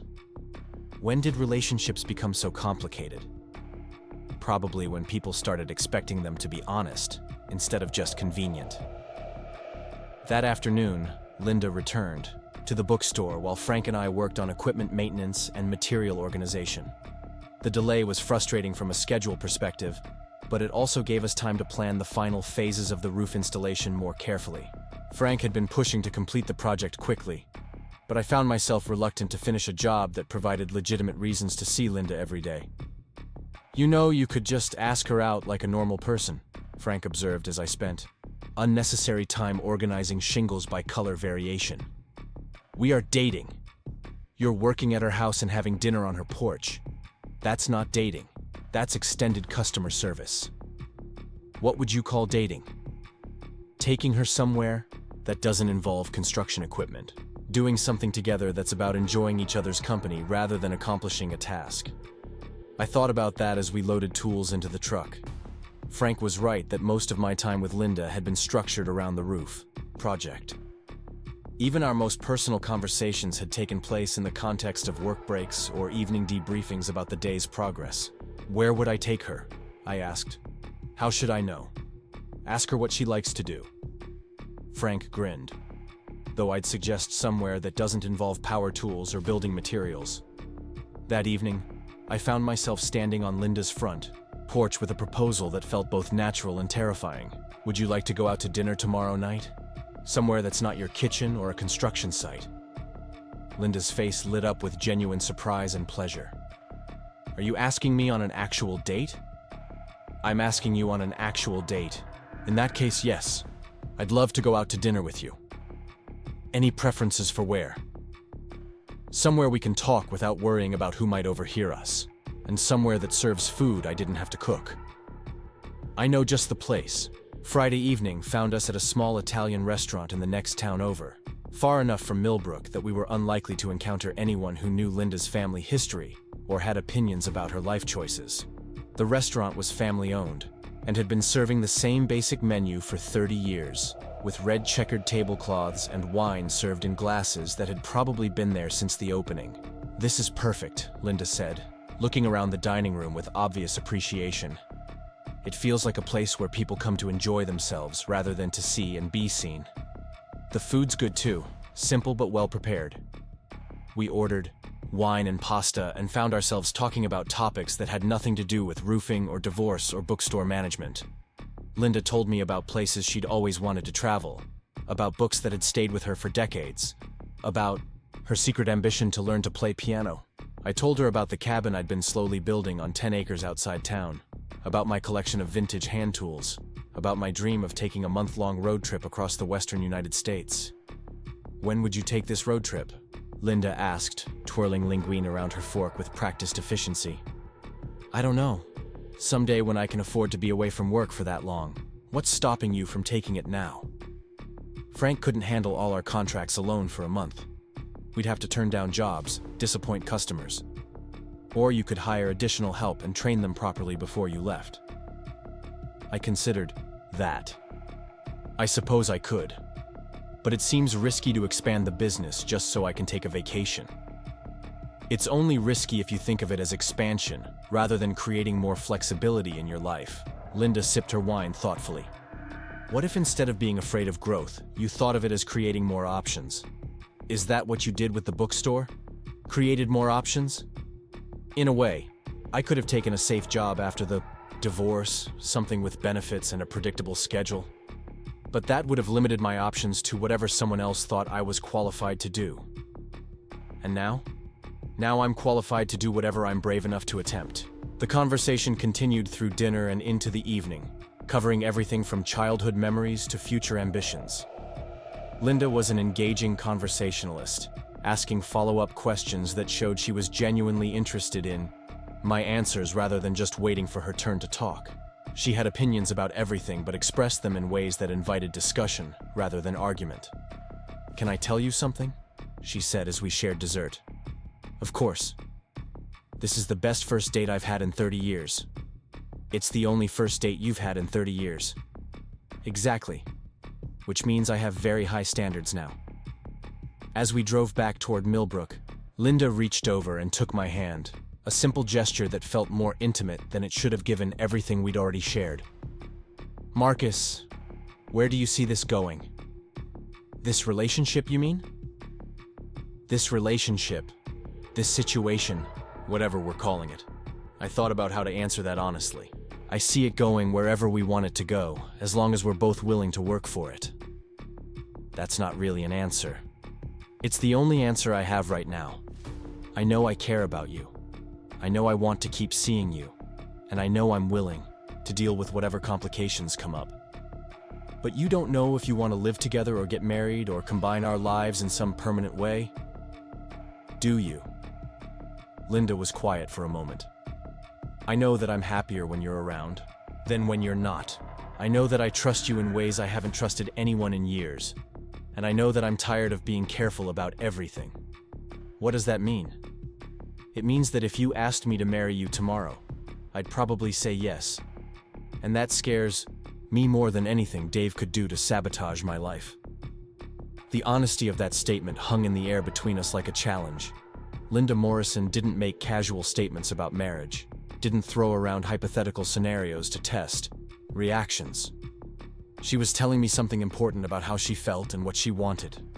And she was brave enough to be vulnerable about it. "Linda," I said carefully, "are you saying you want to get married?" "I'm saying I want to build a life with someone who sees me as a partner rather than a project. Someone who respects my judgment, supports my dreams, and doesn't try to fix me or improve me or convince me that I'd be happier if I just made different choices." "And you think I could be that someone?" "I think you already are that someone." We pulled into Linda's driveway and sat in the truck for several minutes, neither of us quite ready to end the evening or to deal with the implications of what she just said. Finally, Linda turned to face me directly. "Marcus, I need to tell you something else." "Okay. I don't joke about marriage. Not at 50. Not after everything I've been through. Not when I've finally figured out what I actually want from life. I know you don't. So when I say that I'd marry you if you asked, I want you to understand that I mean it literally. Not as a hypothetical, not as romantic rhetoric, but as a statement of fact about how I feel and what I'm prepared to commit to." I looked at Linda sitting there in the cab of my truck, backlit by her porch light, offering me everything she had with the kind of courage that most people never manage even once in their lives. She wasn't asking me to propose. She was telling me that she was ready for whatever level of commitment I was willing to offer. "Linda," I said, surprised by how steady my voice sounded. "Will you marry me?" She blinked, clearly not expecting the conversation to move quite so quickly from hypothetical to actual. "Are you serious?" "I'm serious. I love you. I want to build a life with you, and I can't think of a single reason to wait for some more convenient time that might never come. Marcus, we've known each other for 2 weeks. We've known each other for 2 weeks of working together every day, sharing meals, talking about everything that matters to us, and dealing with family drama that would send most people running." I took her hands in mine. "I know more about you than I knew about my ex-fiancée after dating her for 2 years. That's because I don't play games or hide who I am." "Exactly. And I'm tired of playing games too. I'm tired of careful choices and rational timelines and waiting for perfect conditions that don't exist." Linda stared at me for a long moment, and I could see her processing the question, weighing her response with the same methodical thoroughness she brought to everything else in her life. "Yes," she said finally. "Yes, I'll marry you. Really? Really. Though I should warn you that I'm going to want a long engagement, at least 6 months. Why? Because I want to make sure we can handle everyday life together, not just crisis management and romantic dinners. I want to see how you act when I'm sick, when the bookstore is struggling, when Tyler and Dave create more drama. Fair enough. What else? I want a prenup that protects both our assets and clarifies financial responsibilities. I want us to go to counseling to make sure we're compatible on the big issues. And I want you to meet my mother before we make any announcements. How is that different from joking about marriage? Because I mean every word of it. And because I'm prepared to follow through on all of it. I kissed her then, sitting in my truck in her driveway at nearly 11 o'clock on a Friday night, having just gotten engaged to a woman I'd met 2 weeks earlier while fixing her roof. It should have felt impulsive or crazy or completely wrong, but instead, it felt like the most rational decision I'd ever made. 6 months later, Linda Morrison became Linda Webb in a small ceremony at the Millbrook Community Center, with Frank as my best man and Mrs. Chen as Linda's matron of honor. Tyler served as officiant, having been ordained online specifically for the occasion, as his way of blessing a marriage he'd initially opposed but eventually embraced. Dave Morrison was notably absent, having moved to Florida the month before to be closer to his sister's family. The bookstore was thriving, hosting weekly book clubs and monthly author readings that drew customers from 3 counties. Linda had hired a part-time assistant and was considering expanding into rare books and literary gifts. The roof had been featured in a local contractor magazine as an example of quality restoration work, bringing Webb and Associates more business than Frank and I could handle without hiring additional help. So what's next? Linda asked on our wedding night as we sat on the front porch of what was now officially our house. Now we figure out how to be married people. Any ideas about how to do that? I figure we'll approach it the same way we approached everything else. Research the options, ask good questions, and commit to figuring it out together. Linda laughed and leaned against my shoulder. That sounds like a plan I can live with. Good, because it's the only plan I've got. Marcus? Yeah? I love you, and I'm glad you fixed my roof. I love you too, and I'm glad you don't joke about marriage. The Thursday morning storm had passed, leaving behind crisp October air and the kind of brilliant sunshine that made everything look freshly washed. Frank and I arrived at Linda's house to find her already outside, examining the tarps we'd secured over the exposed roof sections. She was wearing jeans and a burgundy sweater that brought out the copper highlights in her hair, and she was holding a steaming mug of coffee like it was a sacred ritual. Everything held perfectly, she announced as we climbed out of the truck. I checked the attic this morning, and there's no new water damage anywhere. Told you it would, Frank replied, beginning to remove tools from the truck bed. Though I have to admit, that was more wind than I expected. How much longer before we're completely finished? Linda asked, looking up at the remaining work with the expression of someone who was ready to have her house back to normal. I did quick mental calculations based on weather, materials, and the crew size. If the forecast holds, we should have everything buttoned up by next Wednesday. Maybe Tuesday if we don't run into any surprises. And then what? The question seemed simple enough, but something in Linda's tone suggested she was asking about more than just construction timelines. Then you'll have a roof that should last 30 years without major maintenance. I meant what happens between us, after the work is finished. Frank made a show of being very busy organizing materials, but I could tell he was listening to every word of our conversation. The question of what came next had been hanging in the air between Linda and me for days, gaining weight and significance, as the roof project neared completion. I'd like to keep seeing you, I said, aware that Frank was pretending not to eavesdrop. If you're interested. I'm interested, but I'm also practical. Linda set down her coffee mug on the porch railing. Marcus, I need to know if you're serious about this or if you're just enjoying a temporary situation that comes with a convenient expiration date. The directness of the question was so typically Linda that I almost smiled. No games, no hints, no testing the waters with subtle probes. She wanted to know where she stood, and she wanted to know now. I'm serious, I said. More serious than I expected to be. What does that mean in practical terms? Frank finally gave up the pretense of not listening and looked up from his tool arrangement. You two want some privacy for this conversation? No, Linda said firmly. I've had enough private conversations with men about my future. I'm done with secrets and hidden agendas. Fair enough, Frank replied, and continued organizing supplies with obvious interest in how this discussion would unfold. I looked at Linda standing there in her front yard, sunlight catching the silver threads in her hair, asking for honesty about intentions and expectations. She'd been through enough disappointment and manipulation to deserve straight answers, to direct questions. In practical terms, I said, it means I want to be part of your life. Not just during crisis repairs, but during ordinary Tuesday afternoons and Saturday morning coffee and whatever challenges come next.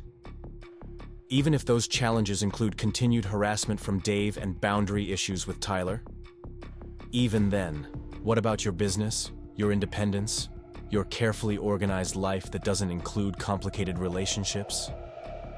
Linda, meeting you made me realize that my carefully organized life was just an elaborate way of avoiding anything that might change me or challenge me or require me to grow. I gestured toward the house, where weeks of roof work had created the foundation for something much more significant than weather protection. I don't want to go back to that. Linda studied my face like she was looking for signs of uncertainty or reservation. And if I told you that I'm falling in love with you, that this isn't just attraction or convenience or rebound romance from a bad marriage, Frank made a small coughing sound that might have been surprise or approval. I felt something shift in my chest, a recognition of truth that I'd been avoiding acknowledging even to myself. Then I'd tell you that I'm falling in love with you, too, I said.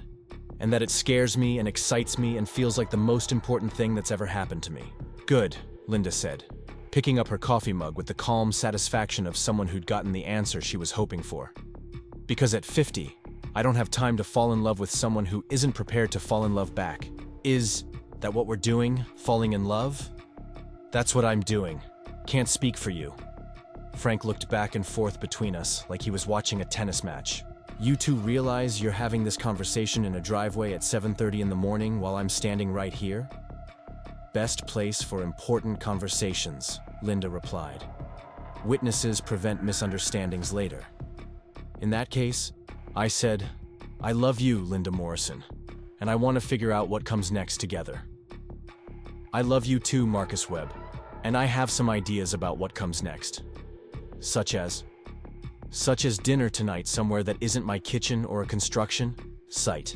Such as meeting my mother next weekend when she drives down from Cleveland.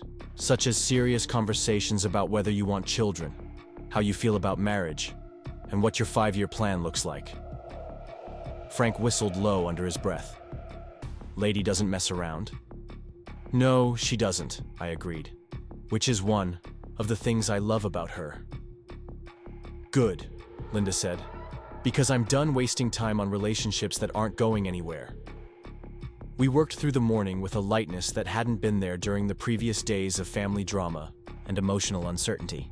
The roof installation proceeded smoothly, with Linda checking on our progress every hour and asking her usual detailed questions about materials and techniques. But underneath the familiar routine, everything felt different. The declaration of love had shifted our relationship from possibility to certainty, from exploration to commitment. You know what you've gotten yourself into?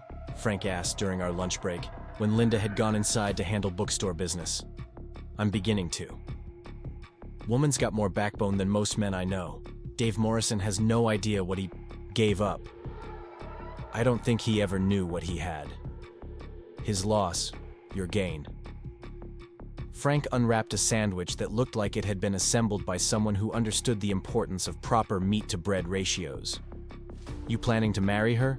The question caught me off guard, partly because it was so direct, and partly because I hadn't allowed myself to think that far ahead. It's a little early for that conversation. Is it? You just told her you love her. She just told you she wants to know your 5-year plan. How is marriage not part of this discussion? Because we've known each other for 2 weeks.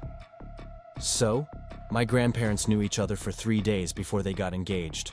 Married for 62 years before she passed. That was different. Different time, different expectations, different nothing. When you know, you know.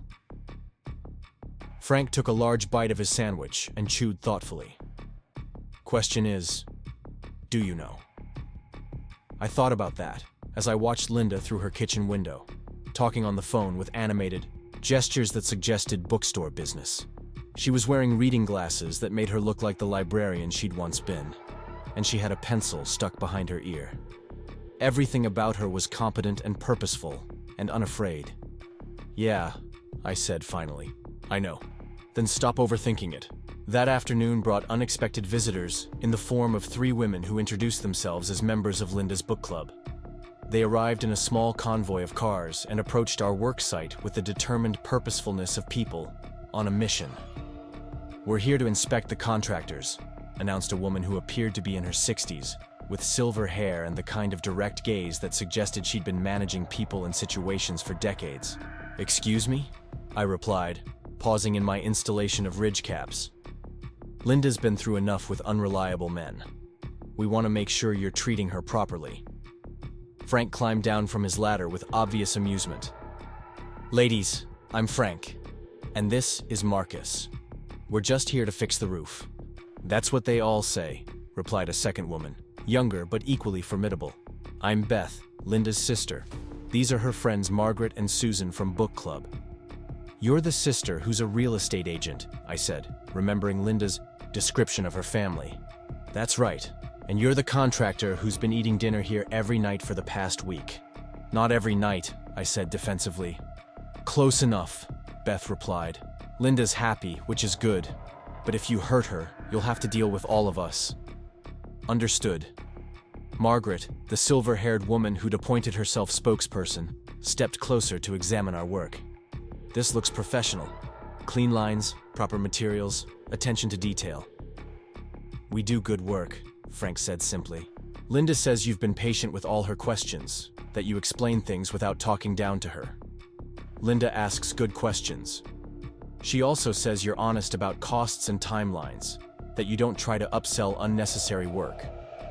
We believe in doing what's needed, nothing more." Susan, who hadn't spoken yet, finally joined the conversation. "What are your intentions regarding our friend?" The question was so formal and old-fashioned that I almost smiled. "My intentions? Are you serious about her, or is this just a convenient arrangement while you're working on her house?" "I'm serious about her." "How serious?" I looked up at the 3 women standing in Linda's driveway, clearly prepared to conduct a full interrogation about my romantic intentions. They reminded me of the kind of friends everyone should have, the ones who show up uninvited to make sure you're being treated well. "Serious enough that I told her I love her this morning," I said. "Serious enough that I want to be part of her life after this roof is finished." Margaret nodded approvingly. "Good answer." "What about Dave?" Beth asked. "He's been making trouble, trying to undermine Linda's confidence about her decisions." "I'm aware of that." And I think Linda's perfectly capable of handling her ex-husband. My job is to support her choices, not to fight her battles." "Better answer," Susan murmured. Linda emerged from the house just as the interrogation was reaching its conclusion, looking unsurprised to find her support network evaluating her contractor. "I see you've met my security detail." "They're very thorough," I replied. "I trained them well." Linda joined the group, slipping her arm through Margaret's with obvious affection. "What's the verdict?" "He'll do," Margaret announced, "but we're keeping an eye on him." I wouldn't expect anything less. After the book club committee departed, Linda and I found ourselves alone on her front porch as the sun began to set, behind the maple trees. The roof was nearly complete, with only final trim work and gutter installation remaining. The end of the project was visible, which meant the end of our built-in excuse to see each other every day. "That was quite an evaluation," I said, settling into the porch chair that had become my usual spot. "They mean well. Margaret's been like a mother to me since the divorce. And Beth worries because she's seen how badly Dave treated me. What did they think of me before today? They thought you were probably too good to be true. Men who show up exactly when they say they will and do quality work at fair prices are rare enough. Men who do all that and also listen when women talk are practically mythical. I'm not mythical. I'm just a guy who learned to pay attention. That's what makes you special. Most men never learn that." We sat in comfortable silence for a while, watching the evening light fade and listening to the sounds of suburban Millbrook settling into night. Children playing in nearby yards, lawn mowers running late-season maintenance, the distant hum of traffic on the main road. It was peaceful in a way that felt both familiar and precious. "Linda," I said eventually, "when you talked about wanting to know my 5-year plan, what did you mean exactly?" "I meant that I'm 50 years old and done with relationships that exist in the present tense only. I want to know if you see a future that includes me, and if so, what that future looks like. And if my 5-year plan is still under construction, then we'll construct it together. But I need to know that you're thinking beyond next week, or next month." I turned to face her more directly. "What does your 5-year plan look like?" "Bookstore established and profitable. House fully renovated and mortgage paid down significantly. Tyler settled in his career and relationships. Travel to places I've always wanted to see but never had the courage to visit alone." "What places?" "Ireland, to research my grandmother's family history. Italy, to eat real Italian food and see Renaissance art in person. Maybe Scotland, to hike in the Highlands." Linda smiled. "Dave always said international travel was too expensive and too complicated. Turns out he was wrong about both. Those sound like good goals. They're my goals. The question is whether they're compatible with your goals." I thought about my own 5-year plan, such as it was. I want to expand the business enough to hire additional help so Frank and I can take longer vacations. I want to finish the cabin I've been building. I want to learn skills I've never had time for, like furniture making or maybe welding. Those sound like good goals too. They also sound like goals that would be more interesting shared with someone else. Linda reached over and took my hand. "Are you saying you want to share them with me?" "I'm saying I want to share everything with you. Goals, travel, daily life, whatever comes next. Even if what comes next includes continued drama with Dave and Tyler. Even then, Linda, your family situation isn't perfect, but it's your situation. If I'm going to be part of your life, I'm going to be part of all of it. That's a big commitment for someone you've known for 2 weeks. Time isn't the only measure of knowing someone. We've spent more focused time together in 2 weeks than a lot of couples spend in months of casual dating." "True. But there's still a lot we don't know about each other. Such as how you handle stress when it's not roof-related, how you act when you're sick or tired or dealing with your own family problems, whether you snore, how you feel about housework, what your political opinions are. Those seem like things we can figure out as we go. Some of them, others might, be deal breakers if we're not compatible." I looked at Linda sitting there in the gathering twilight, methodically considering the practical aspects of building a life with someone, while simultaneously admitting that she wanted to build that life with me. Everything about her approach was thoughtful and honest and utterly without pretense. "Linda," I said, "what would it take for you to feel confident about moving forward? What do you need to know or experience before you'd be comfortable making long-term commitments?" "Time. Not years, but months. I want to see how we handle everyday life together. Not just crisis management and romantic dinners. I want to meet your friends and family, and I want you to spend time with mine. Your mother, for instance. My mother, for instance. She's driving down from Cleveland next weekend, ostensibly to see the finished roof, but actually to evaluate you. Another inspection, the most important one. My mother has excellent judgment about people, and she's not easily charmed.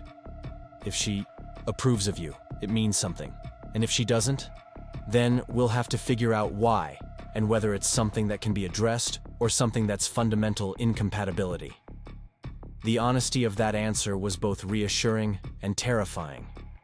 Linda wasn't going to ignore red flags or override legitimate concerns for the sake of romance. She was approaching this relationship with the same methodical thoroughness she brought to everything else in her life. "I'd like to meet your mother," I said. "And I'd like you to meet mine." "You haven't mentioned your mother before." "She lives about an hour away in the town where I grew up. We have dinner every Sunday unless weather or work prevents it." "What's she like?" "Practical, independent, doesn't suffer fools or men who don't treat women with respect. Sounds like my kind of person." "I think you two would get along well." As the evening deepened, We continued talking about families and futures, and the logistics of combining two established lives into something new. Linda wanted to know about my relationships with friends, about my business partnership with Frank, about my financial situation and long-term career plans.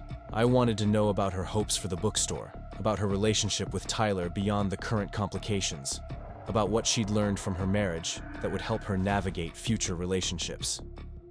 "One more question," Linda said, as we prepared to go inside. "How do you feel about marriage as an institution? In general, or specifically?" "Both. In general, I think it works for people who approach it as a partnership rather than a convenience. Specifically, I think it would work for us if we took the time to build a foundation first." "How much time?" "I don't know. 6 months? A year? However long it takes to feel confident that we're choosing each other for the right reasons." Linda nodded slowly. "That sounds reasonable. Though I should warn you that if you ask me to marry you, I'll probably say yes." "Even after everything you went through with Dave?" "Especially after everything I went through with Dave.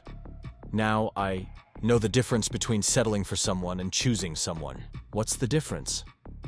"Settling is accepting someone despite their flaws because you're afraid of being alone. Choosing is wanting someone because of who they are, flaws included, because they make your life better rather than just different." I understood then that Linda Morrison didn't joke about marriage, because she understood it in ways that most people never did. She'd lived through a marriage that had diminished both partners, and she wasn't going to risk that again unless she found something that enhanced both partners instead. "For what it's worth," I said, "you make my life better. You make mine better too. So what happens next?" "Next, you finish my roof. Then we spend the winter figuring out if what we have is real or just good timing. Then we make decisions about the future based on what we learn." "That sounds like a plan. It's a good plan. Practical, realistic, with built-in evaluation points." "Very you. Very me," Linda agreed, and kissed me goodnight with the confidence of someone who knew exactly what she wanted and wasn't afraid to work for it. The following Tuesday, Frank and I completed the final installation of gutters and downspouts, marking the official end of the roof project. Linda's house was protected for the next 30 years, and our professional relationship was officially concluded. But as I loaded tools into the truck for the last time, nothing felt finished. "So what now?" Linda asked, standing in her driveway in jeans and the burgundy sweater that had become my favorite. "Now, you enjoy your new roof and I go back to other people's houses. And personally? Personally, I'd like to take you to dinner Friday night. Somewhere nice, to celebrate the completion of your roof and the beginning of whatever comes next." "I'd like that." "Good, because I have reservations at that Italian place you liked. And I'm planning to ask you some very important questions." "What kind of questions?" "The kind that require honest answers and might change everything." Linda smiled. "Those are my favorite kind." 6 months later, I asked Linda Morrison to marry me during a quiet dinner at her kitchen table. The same table where we'd shared our first real conversation about books and dreams and the courage required to start over. She said yes before I finished the question, and we were married the following spring in a ceremony at the Millbrook Community Center, with Frank as my best man and Margaret as Linda's matron of honor. Tyler officiated, having finally understood that his mother's happiness didn't require his father's approval. Dave Morrison sent a wedding gift from Florida, where he'd moved to be closer to his sister, along with a note wishing us well. Mrs. Chen provided flowers from her garden, and the entire book club served as unofficial wedding planners. The bookstore thrived, becoming a gathering place for the community and a destination for readers from surrounding towns. Linda expanded into rare books and literary events, hosting author readings and book discussion groups that drew people from as far away as Columbus. I hired 2 additional crew members, allowing Frank and me more flexibility in our schedules and more time for the kind of projects we enjoyed most. We traveled to Ireland the following year, spending 2 weeks tracing Linda's family history and discovering that her great-grandmother had been a teacher who opened the first lending library in her village. We visited Italy the year after that, eating real gelato in Rome and touring museums in Florence while Linda practiced the Italian phrases she'd been learning from language tapes. "Any regrets?" Linda asked on our second wedding anniversary, as we sat on the same front porch where we'd had our first serious conversations about the future. About what? About marrying a woman you'd known for 6 months. About taking on a ready-made family complete with an interfering ex-husband. About giving up your uncomplicated bachelor life. I looked at my wife sitting there in the evening. Light silver hair gleaming and laugh lines deeper now from 2 years of happiness. The roof above us was solid and weather-tight, protecting everything we'd built together. No regrets, I said. Best decision I ever made. Even though I don't joke about marriage? Especially because you don't joke about marriage. Good, Linda said, reaching for my hand. Because at 52, I'm still not joking about anything that matters. Neither am I. Up next, you've got 2 more standout stories right on your screen. If this one hit the mark, you won't want to pass. These up. Just click and check them out.